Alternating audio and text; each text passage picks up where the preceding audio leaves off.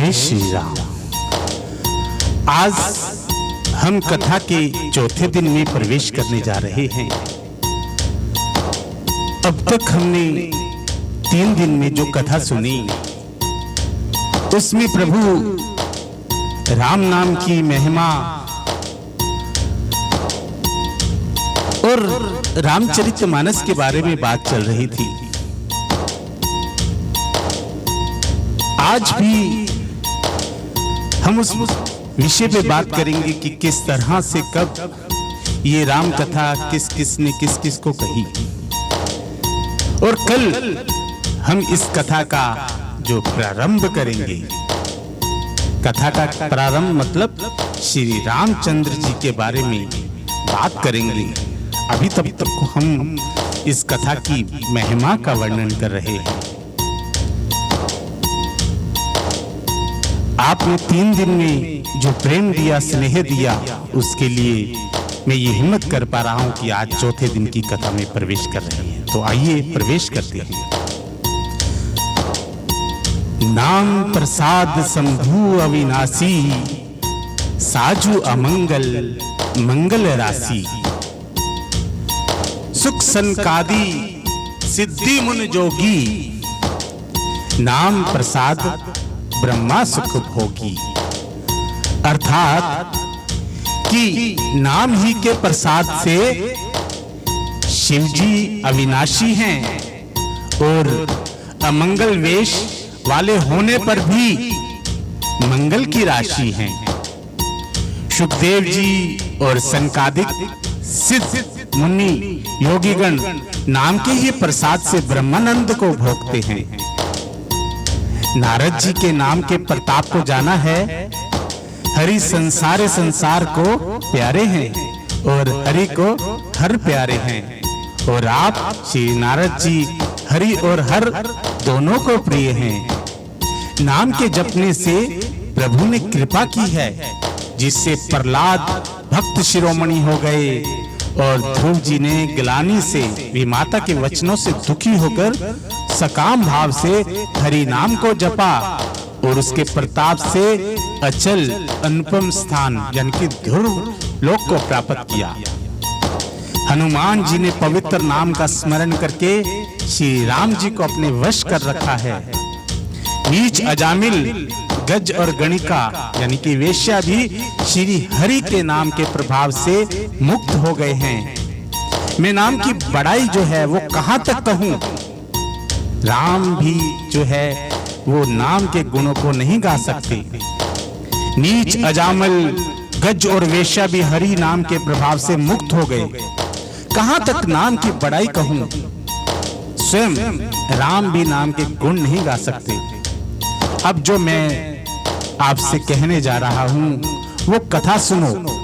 सबसे पहले मैं ध्रुव जी की कथा कहता हूं। राजा उतानपाद के 2 रानियां थी। बड़ी रानी के पुत्र ध्रुव हुए। राजा एक दिन छोटी रानी के पास बैठे थे, जिस पर उनका अधिक प्रेम था। उस समय ध्रुव आकर राजा की गोद में बैठ गए। तब छोटी रानी ने उनको गोद से उतारकर कहा कि तुम मेरी कोख से जन्म लेते तब इस गद्दी के अधिकारी होते। ये सुनकर ध्रुव को बड़ी जो ग्लानि हुई और वो वन में तप करने को चल दिए। राजा रानी आदि ने रोकने का बहुत प्रयत्न किया, किंतु वो ना माने।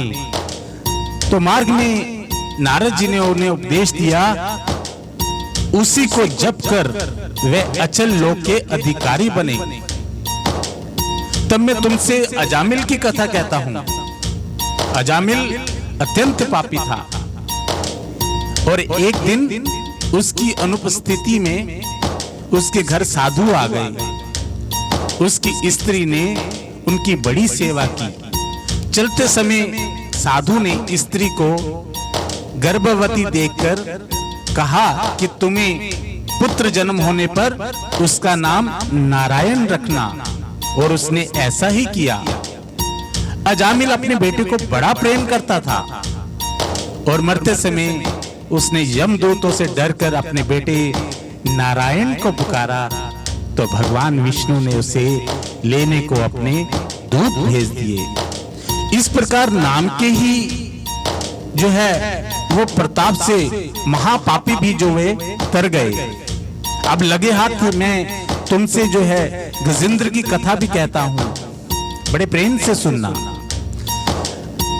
गजेंद्र का ग्रहा से बहुत काल तक युद्ध होता रहा, किंतु जब ग्रहा ने गजेंद्र को पकड़कर खींचा तो वह जल में डूबने लगा और केवल थोड़ी सी सूंड ऊपर रह गई।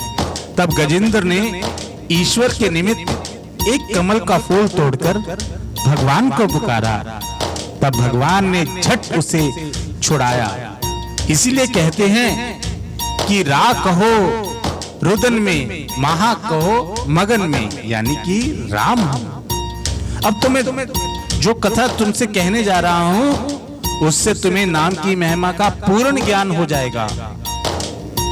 जी हां, पिंगला नाम की एक वेश्या आधी रात तक श्रृंगार किए बैठी रही, पर आज कोई भी पुरुष उसके पास नहीं आया।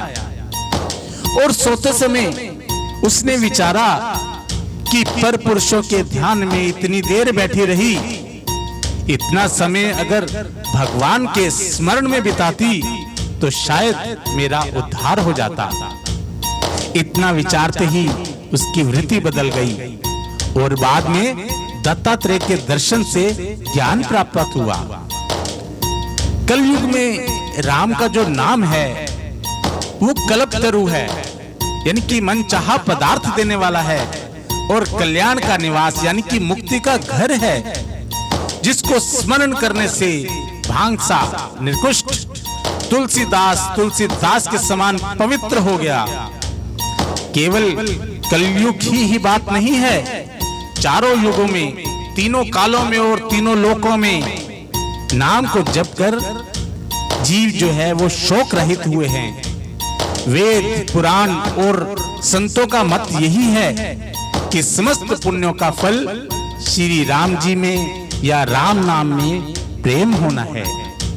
पहले यानी कि सत्य युग में ध्यान से, दूसरे त्रेता युग में यज्ञ से और द्वापर में पूजन से भगवान प्रसन्न होते हैं। परंतु कलयुग केवल पाप की जड़ और मलिन है। इसमें मनुष्य का मन पाप रूपी समुद्र में मछली बना हुआ है, अर्थात पाप से कभी अलग होना ही नहीं चाहता। इससे ध्यान, यज्ञ और पूजन नहीं बन सकते।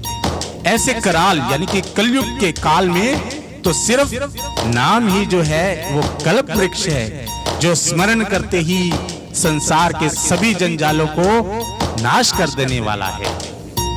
कलयुग में ये राम नाम मनोवांछित फल देने वाला है, परलोक का परम हितैषी और इस लोक का माता पिता है। अर्थात परलोक में भगवान का परम धाम देता है और इस लोक में माता पिता के समान सब प्रकार से पालन और रक्षण करता है। कलयुग में न कर्म है, न भक्ति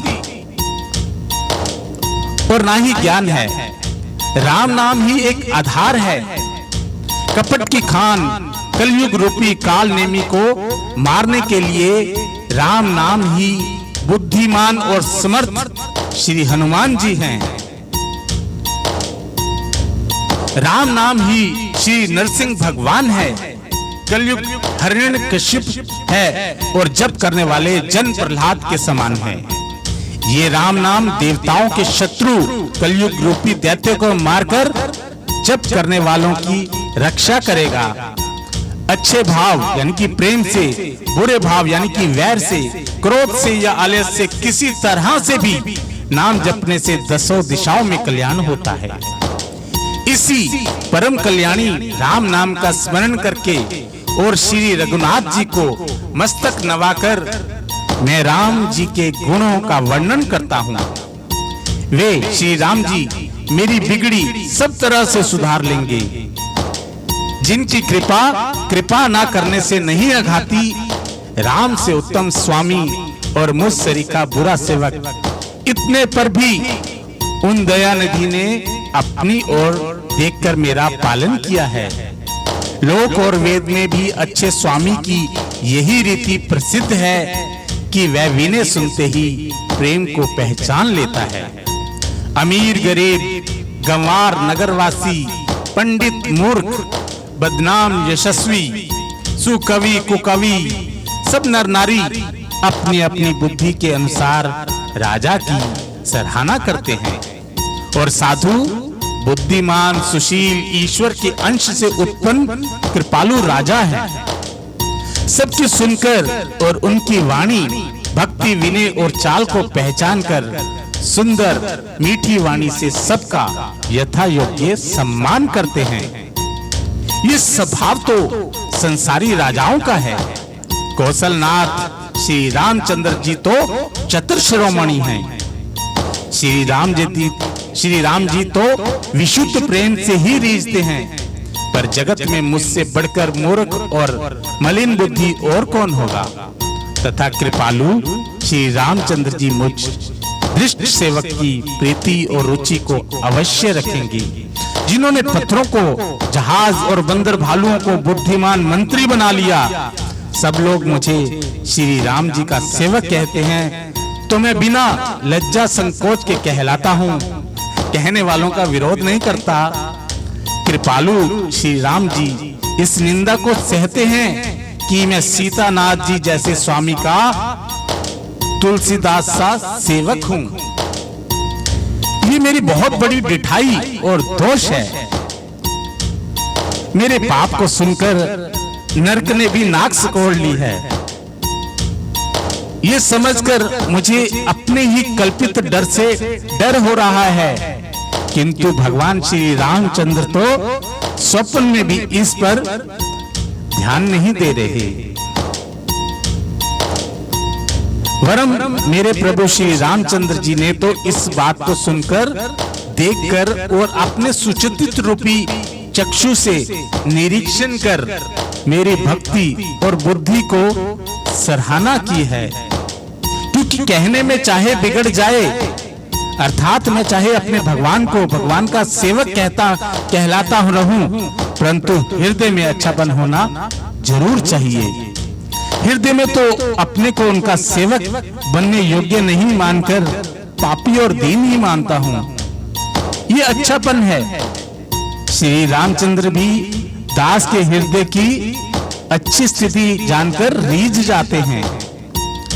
प्रभु के चित्त में अपने भक्तों की हुई भूल चूक याद नहीं रहती, वे उसे भूल जाते हैं और इनके हृदय की अच्छाई नीकी को 100 बार याद करते रहते हैं। जिस पाप के कारण उन्होंने बाली को व्याध की तरह मारा था, वैसे ही कुचाल फिर सुग्रीव ने चली, वही करनी विभीषण की थी। परंतु श्री रामचंद्र जी ने स्वप्न में भी उनके मन में विचार नहीं किया। उल्टे भरत जी से मिलने के समय श्री रघुनाथ जी ने उनका सम्मान किया और राज्यसभा में भी उनके गुणों का बखान किया। प्रभु श्री रामचंद्र जी तो वृक्ष के नीचे और बंदर डाली पर, अर्थात कहां मर्यादा पुरुषोत्तम सच्चिदानंद परमात्मा श्री राम जी और कहां पेड़ों की शाखाओं पर कूदने वाले बंदर।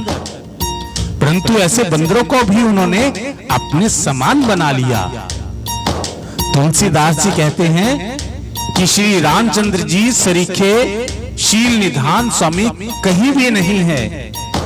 हे श्री राम जी, आपकी अच्छाई से सभी का भला है, अर्थात आपका कल्याण स्वभाव सभी का कल्याण करने वाला है। यदि ये बात सच है तो तुलसीदास का भी सदा कल्याण ही होगा। इस प्रकार अपने गुण दोषों को कहकर और सबको फिर सिर निभाकर मैं श्री रघुनाथ जी का निर्मल यश वर्णन करता हूँ, जिसके सुनने से कलयुग के जो पाप हैं वो नष्ट हो जाते हैं। मुनि याज्ञवल्क्य जी ने जो सुहानी कथा मुनि श्रेष्ठ भारद्वाज जी को सुनाई थी, उसी संवाद को मैं बखान कर कहूंगा। सब सज्जन सुख का अनुभव करते हुए इसे सुने। शिव जी ने पहले इस सुहावने चरित्र को रचा, फिर कृपा करके पार्वती जी को सुनाया। वही चरित्र शिव जी ने काकभूषणी को राम भक्त और अधिकारी पहचान कर दिया। उन काकभूषणी जी से फिर याज्ञवल्क्य जी ने पाया और उन्होंने फिर उसे भारद्वाज जी को गाकर सुनाया। वे दोनों वक्ता और श्रोता याज्ञवल्क्य जी और भारद्वाज जी समानशील वाले और समदर्शी हैं और श्री हरि की लीला को जानते हैं। वे अपने ज्ञान से तीनों कालों की बातों को हथेली पर रखे हुए आमले के समान प्रत्यक्ष जानते हैं। और जो सुजान यानी कि भगवान की लीलाओं का रहस्य जानने वाले हरि भक्त हैं, वे इस चरित्र का नाना प्रकार से कहते सुनते और समझते हैं। फिर वही कथा मैंने वाराह क्षेत्र में अपने गुरु जी से सुनी, परंतु उस समय मैं लड़कपन के कारण बहुत बेसमझ था, इससे उसको उस प्रकार अच्छी तरह समझ नहीं पाया। श्री राम जी की गूढ़ कथा के वक्ता और श्रोता दोनों ज्ञान के खजाने यानी कि पूरे ज्ञानी होते हैं। मैं कलयुग के पापों से ग्रसा हुआ महागौर जड़ जीव भला उसको कैसे समझ सकता था।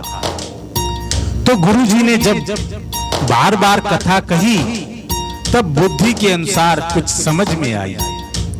वही अब मेरे द्वारा भाषा में रची जाएगी, जिससे मेरे मन को संतोष हो। जैसा कुछ मुझ में बुद्धि और विवेक का बल है, मैं हृदय में हरि की प्रेरणा से उसके अनुसार कहूंगा। मैं अपने संदेह, अज्ञान और भ्रम को हरने वाली कथा रचता हूं, जो संसार रूपी नदी को पार करने के लिए नाव है। राम कथा पंडितों को विश्राम देने वाली, सब मनुष्यों को प्रसन्न करने वाली और कलयुग के पापों का नाश करने वाली है। राम कथा कलयुग रूपी सांप के लिए मोरनी है और विवेक रूपी अग्नि के प्रकट करने के लिए अर्ण यानी कि जी मंथन की जाने वाली लकड़ी है। अर्थात इस कथा से ज्ञान की प्राप्ति होती है। राम कथा कलयुग में सब मनोरथों को पूरा करने वाली कामधेनु गौ है और सज्जनों के लिए सुंदर सजीवनी जड़ी है। पृथ्वी पर यही अमृत की नदी है, जन्म मरण रूपी भय का नाश करने वाली और भ्रम रूपी मेंढकों को खाने के लिए सर्पणी है। ये राम कथा असुरों की सेना के समान नरकों का नाश करने वाली और साधु रूप देवताओं के कुल का हित करने वाली पार्वती यानी कि दुर्गा है। ये संत समाज रूपी क्षीर समुद्र के लिए लक्ष्मी जी के समान है और संपूर्ण विश्व का भार उठाने में अचल पृथ्वी के समान है। यमदूतों के मुख पर कालिक लगाने के लिए ये जगत में यमुना जी के समान है और जीवों को मुक्ति देने के लिए मानो काशी ही है। ये राम जी की पवित्र तुलसी के समान प्रिय है और तुलसीदास के लिए तुलसी यानी कि तुलसीदास जी की माता के समान हृदय से हित करने वाली है। ये राम कथा शिव जी को नर्मदा के समान प्यारी है। ये सब सिद्धियों की तथा सुख संपत्ति की राशि है। सद्गुण रूपी देवताओं के उत्पन्न और पालन पोषण करने के लिए माता अदिति के समान है। श्री रघुनाथ जी की भक्ति और प्रेम की परम सीमा सी है। तुलसीदास जी कहते हैं कि राम कथा मंदाकिनी नदी है, सुंदर चित्त जो है वो चित्रकूट है और सुंदर स्नेही ही जो है वो वन है, जिसमें श्री सीताराम जी विहार करते रहते हैं। श्री रामचंद्र जी का चरित्र सुंदर चिंतामणि है और संतों की सुबुद्धि रूपी स्त्री का सुंदर श्रृंगार है। श्री रामचंद्र जी के गुण समूह जगत का कल्याण करने वाली और मुक्ति, धन, धर्म और परम धाम के देने वाले हैं। ज्ञान, वैराग्य और योग के लिए सद्गुरु हैं और इस संसार रूपी भयंकर रोग का नाश करने के लिए देवताओं के वैद्य यानी कि अश्विनी कुमार के समान हैं। ये श्री सीताराम जी की प्रेम के उत्पन्न करने के लिए माता पिता हैं और संपूर्ण व्रत, धर्म और नियमों के बीज हैं। पाप, संताप और शोक का नाश करने वाले तथा इस लोक और परलोक के प्रिय पालन करने वाले हैं। विचार रूपी राजा के शूरवार मंत्री और लोभ रूपी अपार समुद्र को सोखने के लिए अगत्य मुनि हैं। भक्तों के मन रूपी वन में बसने वाले काम, क्रोध और कलयुग के पाप रूपी हाथियों के मारने के लिए सिंह के बच्चे के समान हैं। शिव जी के पूज्य और प्रियतम अतिथि हैं और दरिद्रता रूपी दावनल के बुझाने के लिए कामना पूर्ण करने वाले मेघ हैं। विषय रूपी सांप का जहर उतारने के लिए मंत्र और महामणि हैं। ये ललाट पर लिखे हुए कठिनता से मिटने वाले बुरे लेख और उन मंद प्रारब्ध को मिटा देने वाले हैं।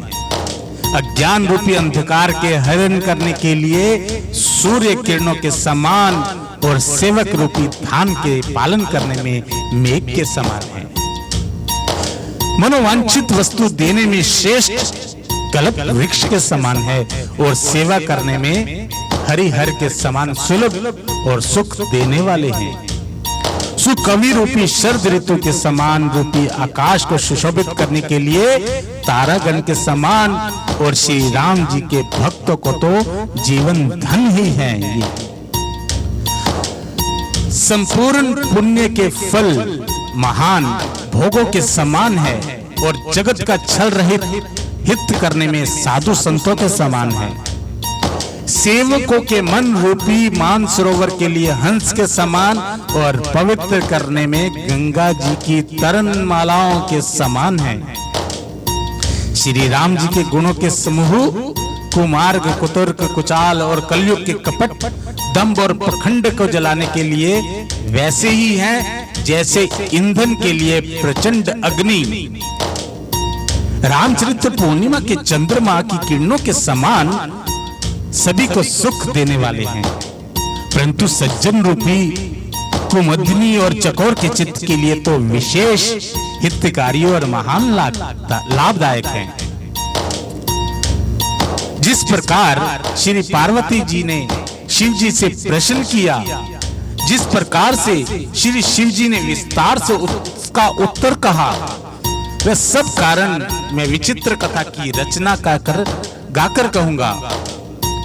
जिसने ये कथा पहले ना सुनी हो वैसे सुनकर जो हैरान ना हो, और जो अज्ञानी इस विचित्र कथा को सुनते हैं वे ये जानकर हैरान नहीं हो कि संसार में राम कथा की तो कोई सीमा नहीं है, क्योंकि राम कथा अनंत है। उनके मन में ऐसा विश्वास रहता है। नाना प्रकार से श्री रामचंद्र जी के अवतार हुए हैं और 100 करोड़ तथा अपार रामायण है। कल्प भेद के अनुसार श्री हरि के सुंदर चरित्रों को मुनीश्वरों ने अनेक प्रकार से गाया है।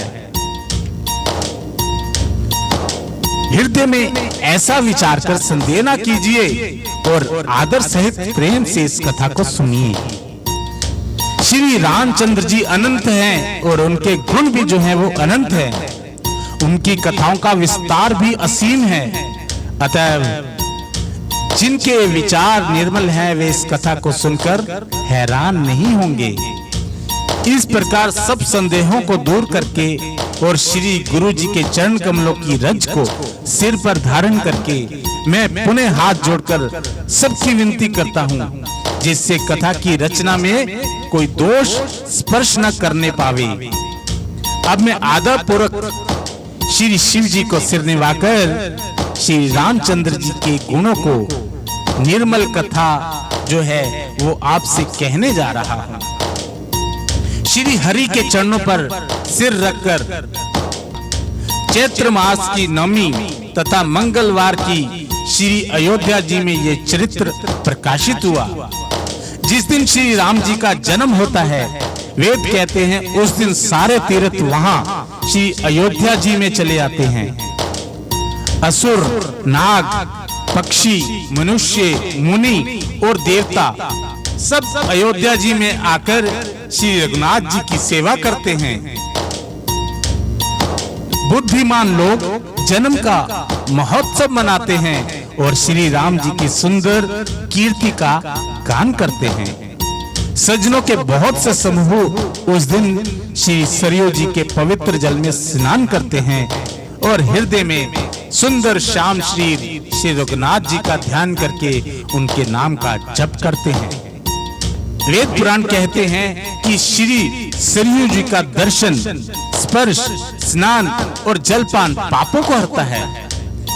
ये नदी बड़ी ही पवित्र है, इसकी महिमा अनंत है, जिससे विमल बुद्धि और सरस्वती जी भी नहीं कर सकती। ये शोभायमान अयोध्यापुरी श्री रामचंद्र जी के परम धाम को देने वाली है। सब लोकों में प्रसिद्ध है और पवित्र, अत्यंत पवित्र है। जगत में चार खानी यानी कि 4 प्रकार के अनंत जीव हैं और उनमें से जो कोई भी अयोध्या जी में शरीर छोड़ते हैं वे फिर संसार में नहीं आते, यानी कि जन्म मृत्यु के चक्कर से छूटकर भगवान के परम धाम में निवास करते हैं। इस अयोध्यापुरी को सब प्रकार से मनोहर, सब सिद्धियों को देने वाली और कल्याण की खान समझकर मैं उस निर्मल कथा का आरंभ किया है, जिसके सुनने से काम, मद और दंभ जो है वो नष्ट हो जाते हैं।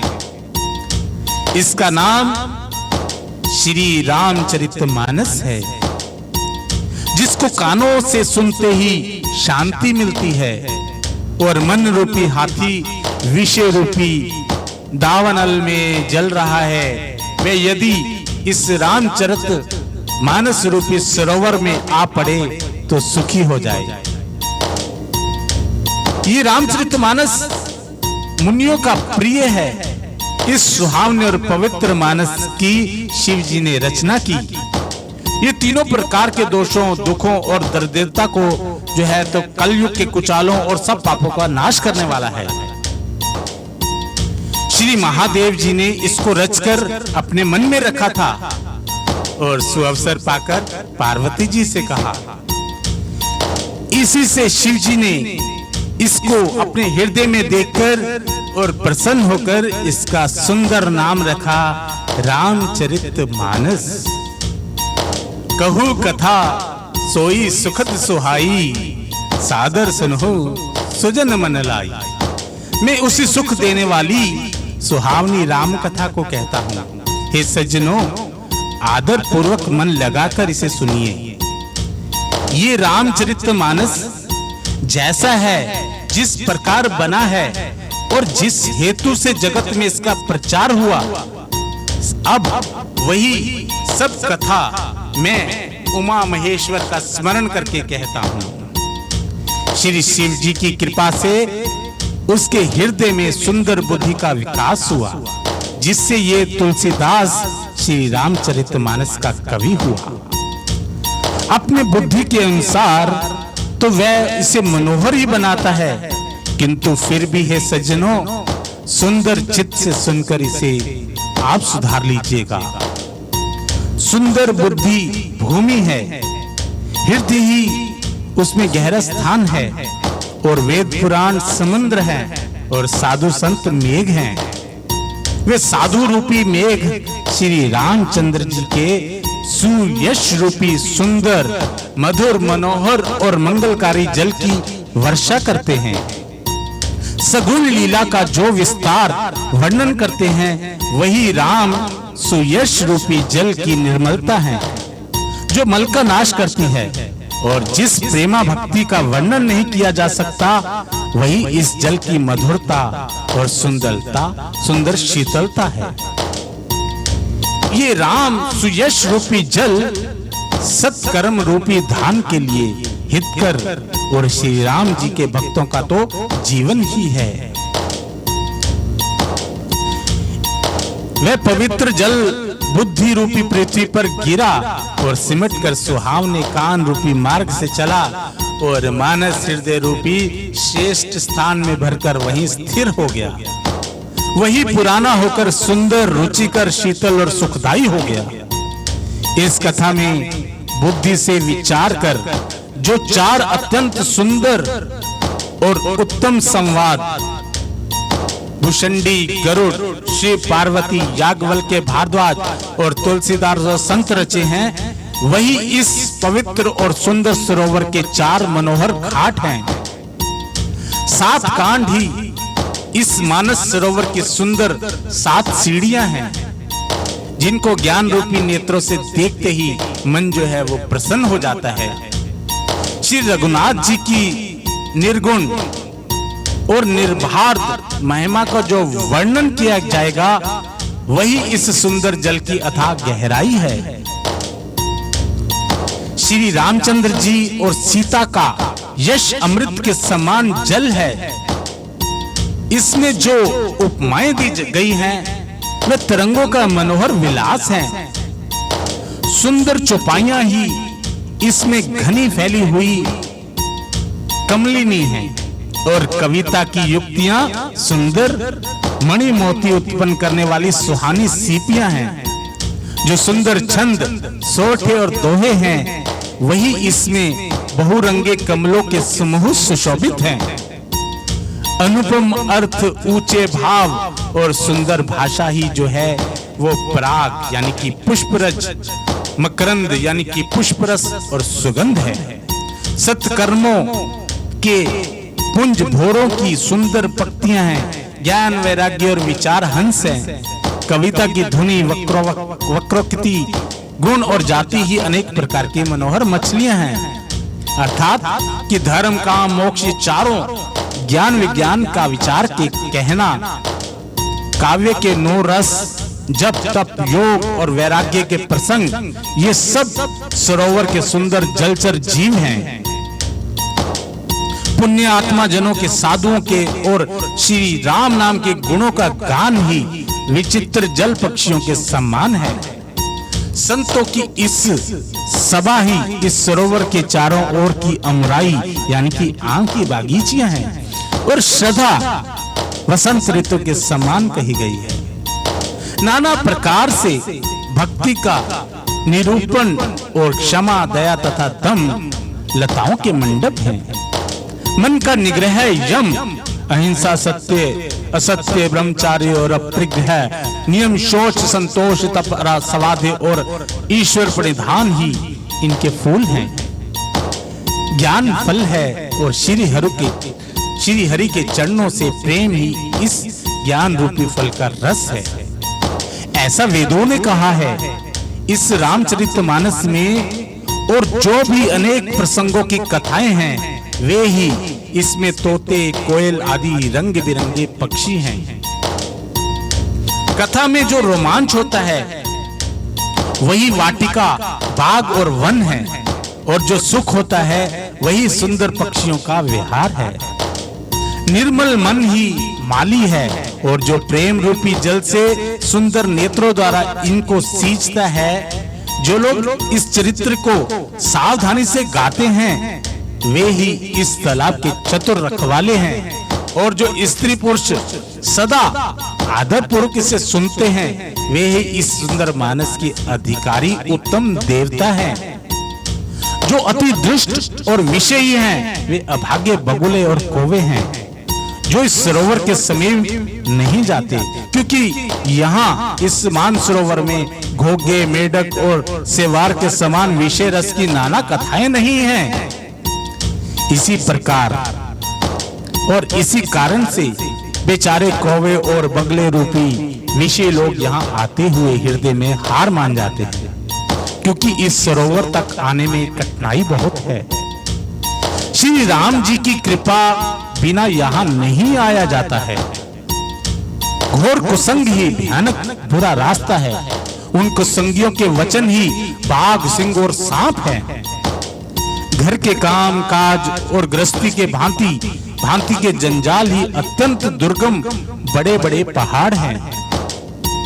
मोह मद और मान ही बहुत से जो है वो बीहड़ वन है, और नाना प्रकार के कुतर की भयानक जो है वो नदियां हैं, जिनके पास श्रद्धा रूपी राह खर्च नहीं है और संतों का साथ नहीं है, और जिनको रघुनाथ जी प्रिय नहीं है, उनके लिए ये मानस अत्यंत ही अगम है। अर्थात कि श्रद्धा, सत्संग और भगवत प्रेम के बिना इसको कोई नहीं पा सकता। यदि कोई मनुष्य कष्ट उठाकर वहां तक पहुंच भी जाए, तो यहाँ जाते ही उसे नींद रूपी जो जूड़ी है वो आ जाती है। हृदय में मूर्खता रूपी बड़ा कड़ा जो जाड़ा लगने लगता है, जिससे वहां जाकर भी वह अभागा उसमें स्नान नहीं कर पाता। उससे ये सरोवर में स्नान और उसका जलपान तो नहीं किया जाता, वह अभिमान सहित लौट आता है। फिर यदि कोई उससे वहां का हाल पूछने जाता है, तो वह अपने अभाग्य की बात ना कहकर सरोवर की निंदा करके उसे समझाता है। ये सारे विघ्न उसको नहीं व्यापते, यानी कि उसे बाधा नहीं देते, जिसे श्री रामचंद्र की सुंदर कृपा की दृष्टि से देखते हैं। वही आदर पूर्वक इस सरोवर में स्नान करते हैं और महान भयानक ताप से, यानी कि आध्यात्मिक, आदि दैविक, आदि भौतिक तापों से नहीं जलता, जिसके मन में श्री रामचंद्र जी के चरणों से सुंदर प्रेम है, वे इस सरोवर को कभी नहीं छोड़ते हैं। तो हे भाई, जो इस सरोवर में स्नान करना चाहे वह मन लगाकर सत्संग करे। ऐसे मानस सरोवर को हृदय के नेत्रों से देखकर और उसमें गोता लगाकर कवि की बुद्धि जो है वो निर्मल हो गई। हृदय में आनंद और उत्साह भर गया और प्रेम तथा आनंद का प्रवाह उमड़ आया। उससे ये सुंदर कविता रूपी नदी बह निकली, जिसे में श्री रामचंद्र जी का निर्मल यश रूपी जल भरा है। और इस कविता रूपी नदी का नाम सरयू है, जो संपूर्ण सुंदर मंगलों की जड़ है। लोकमत और वेदमत इसके दो सुंदर किनारे हैं।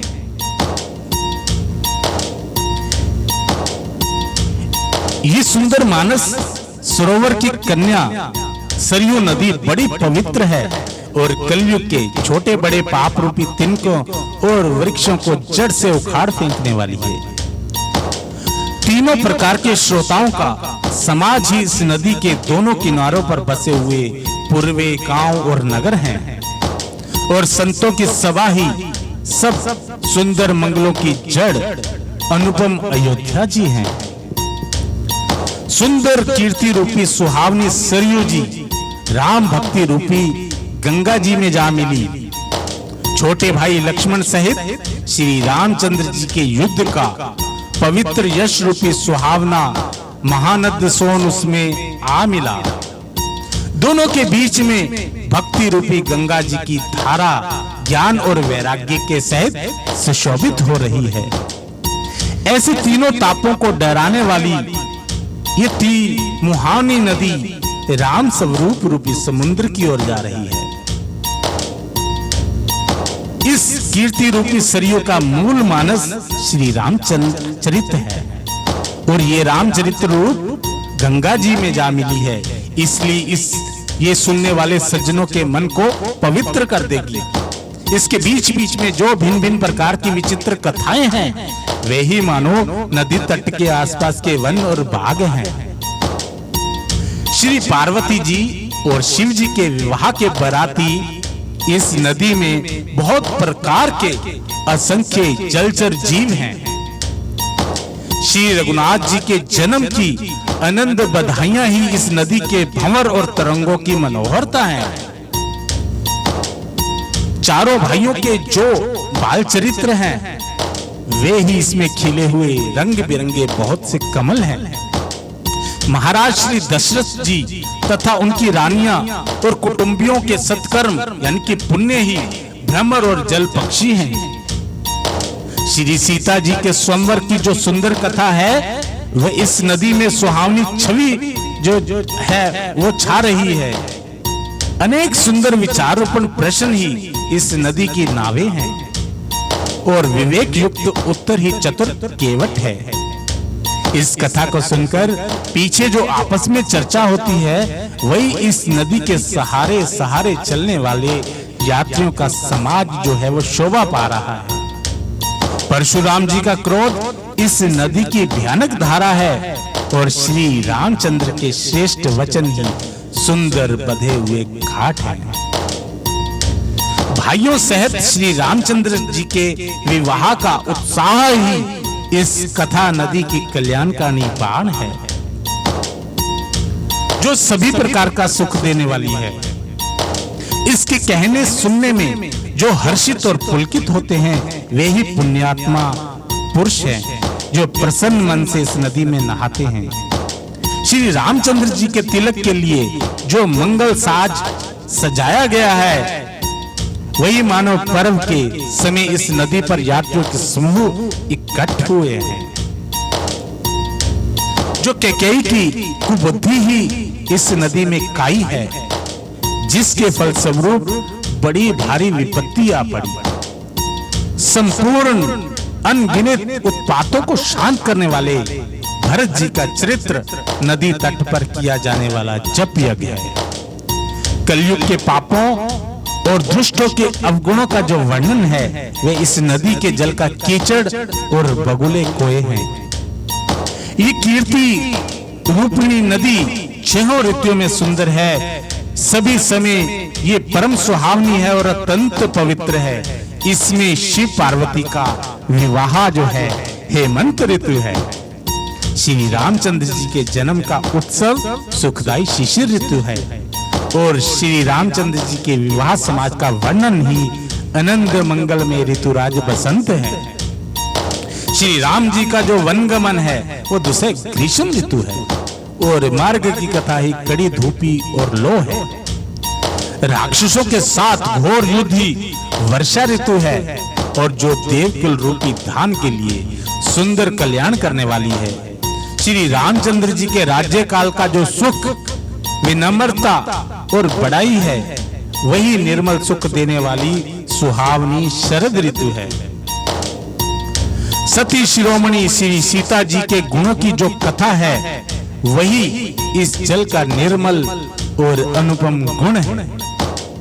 श्री भरत जी के स्वभाव इस नदी को सुंदरता शीतलता है जो सदा एक सी रहते हैं और जिसका वर्णन नहीं किया जा सकता। चारों भाइयों का परस्पर देखना बोलना मिलना एक दूसरों से प्रेम करना हंसना सुंदर भाईपन इस जल की मधुरता और सुगंध है। मेरा अंतर्भाव विनय और दीनता इस सुंदर और निर्मल जल का कम हल्कापन नहीं है। ये जल बड़ा ही अनोखा है जो सुनने से ही गुण करता है और आशा रूपी प्यास को मन के मैल को दूर कर देता है। ये जल श्री रामचंद्र जी के सुंदर प्रेम को पुष्ट करता है, कलयुग के समस्त पापों और उनसे होने वाली ग्लानि को हर लेता है, संसार के जन्म मृत्यु रूपी श्रम को सोख लेता है, संतोष को संतुष्ट करता है और पाप ताप दरिद्रता और दोषों को नष्ट कर देता है। ये जल काम क्रोध मद और मोह का नाश करने वाला है और निर्मल ज्ञान और वैराग्य को बढ़ाने वाला है।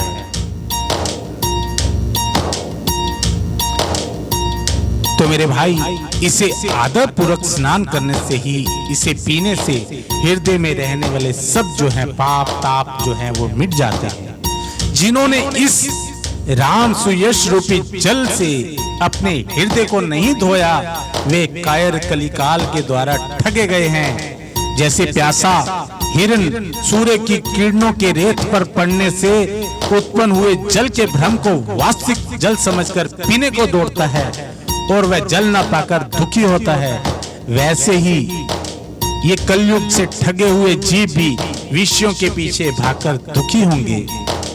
अपनी बुद्धि के अनुसार इस सुंदर जल के गुणों को विचार कर उसमें अपने मन को स्नान कराकर और श्री भवानी शंकर को स्मरण करके कवि तुलसीदास सुंदर कथा कहता है। अब मैं श्री रघुनाथ जी के चरण कमले को हृदय में धारण कर और उनका प्रसाद पाकर दोनों श्रेष्ठ मुनियों के मिलन का सुंदर संवाद वर्णन करता हूँ। भारद्वाज मुनि प्रयाग में बसते हैं। उनका श्री राम जी के चरणों में अत्यंत प्रेम है। वे तपस्वी, निग्रह, जितेंद्रियोदया के निधान और परमार्थ के मार्ग में बड़े ही चतुर हैं। माघ में जब सूर्य मकर राशि पर जाते हैं तब सब लोग तीर्थराज प्रयाग को आते हैं। देवता, दैत्य, किन्नर और मनुष्य के समूह सब आदर पूर्वक त्रिवेणी में स्नान करते हैं।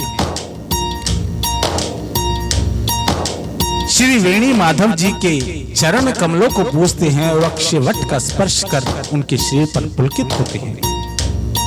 भारद्वाज जी का आश्रम बहुत ही पवित्र, परम रमणीय और श्रेष्ठ मुनियों के मन को भाने वाला है। तीर्थराज प्रयाग में जो स्नान करने जाते हैं उन ऋषि मुनियों का समाज वहां यानी कि भारद्वाज के आश्रम में जुटता है। प्रातः काल सब उत्साह पूर्वक स्नान करते हैं और फिर परस्पर भगवान के गुणों की कथाएं कहते हैं। ब्रह्मा का निरूपणा, धर्म का विधान और तत्वों के विभाग का वर्णन करते हैं तथा ज्ञान वैराग्य से युक्त भगवान की भक्ति का कथन करते हैं। इसी प्रकार माघ के महीने भर स्नान करते हैं और फिर सब अपने अपने आश्रमों को चले जाते हैं। हर साल वहां इसी तरह बड़ा आनंद होता है। मकर में स्नान करके जो मुनिगण हैं वो चले जाते हैं। एक बार पूरे मकर भर स्नान करके जब मुनीश्वर अपने अपने आश्रमों को लौट गए, परम ज्ञानी याज्ञवल्क्य मुनि को चरण पकड़कर भारद्वाज जी ने रख लिया और आदर पूर्वक उनके चरण कमल धोए और बड़े ही पवित्र आसन पर उन्हें बिठाया। पूजा करके मुनि याज्ञवल्क्य जी के सुयश का वर्णन किया और फिर अत्यंत पवित्र और कोमल वाणी से बोले, हे नाथ, मेरे मन में एक बड़ा संदेह है। वेदों का तत्व सब आपकी मुट्ठी में है, अर्थात आप ही वेदों का तत्व जानने वाले हैं और उसे जानने वाले होने के कारण मेरा जो ये संदेह है आप ही निवारण कर सकते हैं। पर इस संदेह को कहते हुए मुझे भय और लाज आती है। भय इसलिए कि कहीं आप ये न समझें कि मेरी परीक्षा ले रहा है, और लाज इसलिए कि इतनी आयु बीत गई अब तक ज्ञान ना हुआ, और यदि नहीं कहता तो बड़ी हानि होती है क्योंकि अज्ञानी बना रहता हूं। तो हे प्रभु, संत लोग ऐसी नीति कहते हैं और वेद पुराण तथा मुनिजन भी यही बतलाते हैं कि गुरु के साथ छिपाव करने से हृदय में निर्मल ज्ञान नहीं होता। यही सोचकर मैं अपना अज्ञान प्रकट करता हूँ। हे नाथ, सेवक पर कृपा करके इस अज्ञान का नाश कीजिए। संतों, पुराणों और उपनिषदों के राम नाम के असीम प्रभाव का गान किया है। कल्याण स्वरूप ज्ञान और गुणों की राशि अविनाशी भगवान शंभु निरंतर राम नाम का जप करते रहते हैं। संसार में 4 जाति के जीव हैं और काशी में मरने में से सभी परम पद को प्राप्त करते हैं। हे मुनिराज, वह भी राम नाम की ही महिमा है, क्योंकि शिव जी महाराज दया करके काशी में मरने वाले जीव को राम नाम का ही उपदेश करते हैं। इसी से उनको परम पद मिलता है। हे प्रभु, मैं आपसे पूछता हूँ कि वे राम कौन हैं? हे कृपा निधान, मुझे अपना समझकर कहिए। एक राम तो अवध नरेश दशरथ जी के कुमार हैं। उनका चरित्र सारा संसार जानता है। उन्होंने अपनी स्त्री के विरह में अपार दुख उठाया और क्रोध आने पर युद्ध में रावण को मार डाला। हे प्रभु, वही राम हैं या कोई और दूसरे हैं जिनको शिव जी जपते हैं? आप शक्ति के धाम हैं और सब कुछ जानते हैं, ज्ञान विचार कर कहिए। हे नाथ, जिस प्रकार से मेरा ये भारी भ्रम मिट जाए, आप वही कथा विस्तार पूर्वक कहिए। इस पर याज्ञवल्क्य जी मुस्कुराकर बोले, श्री रघुनाथ जी, प्रभुता को मैं जानता हूं कि तुम जानते हो। तुम मन, वचन और कर्म से श्री राम जी के भक्त हो। तुम हरि चतुरायु को मैं जान गया। तुम श्री राम जी के रहस्यमय गुणों को सुनना चाहते हो। इसी से तुमने ऐसा प्रश्न किया कि मानो बड़े ही मूढ़ हो। हे तात, तुम आदर पूर्वक मन लगाकर सुनो। मैं श्री रामचंद्र जी की जो सुंदर कथा वो कहता हूँ। बड़ा भारी अज्ञान विशाल महिषासुर है और श्री राम जी की कथा इसे नष्ट कर देने वाली भयंकर काली जी है। श्री रामचंद्र जी की कथा चंद्रमा की किरणों के समान है, जिसे संत रूपी चकोर सदा पान करते हैं। ऐसे ही संदेह पार्वती जी ने किया था, तब महादेव जी ने विस्तार से इसका उत्तर दिया था।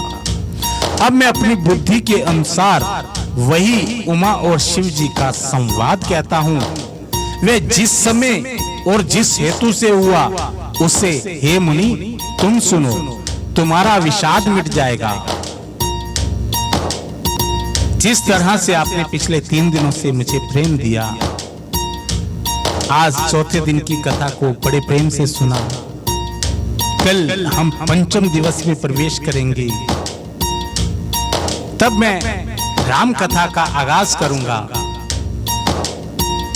अब तक हम जो ये थी राम कथा की महिमा को जान रहे थे, राम नाम की महिमा को जान रहे थे। कल हम इस कथा में प्रवेश करेंगे कि किस तरह से जो है वो राम कथा का आगाज हुआ। आप बने रहिएगा मेरे साथ, मेरे चैनल Yo24 लाइव पे और मेरे फेसबुक पेज अनिल भैया जी। जय श्री राम, जय श्री राम, जय श्री राम। आप सबके हृदय में बैठे मेरे प्रभु श्री राम को मैं नमन करता हूँ। जय श्री राम, जय श्री राम, जय श्री राम।